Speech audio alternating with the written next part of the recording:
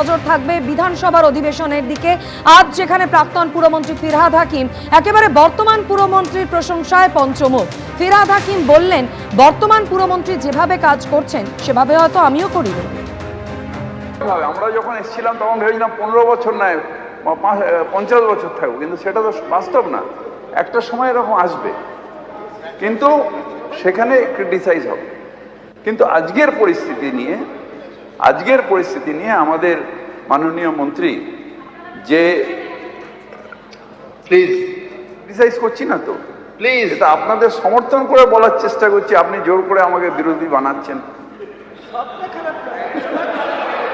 আমি তো সব থেকে আগে যেটা বলবো, উনি যে এফর্টটা নিয়েছেন, নগরায়ণের জন্য যে এফর্টটা নিয়েছেন, যেভাবে দৌড়চ্ছেন সারা দিন রাত, যেভাবে প্রত্যেকটা জায়গায় গিয়ে পৌঁছে যাচ্ছেন, যেভাবে প্রবলেমগুলোকে ফেস করছেন, এটা হয়তো আমিও কোনোদিন করিনি যেটা উনি করছেন, তাই ওনাকে ধন্যবাদ জানাই।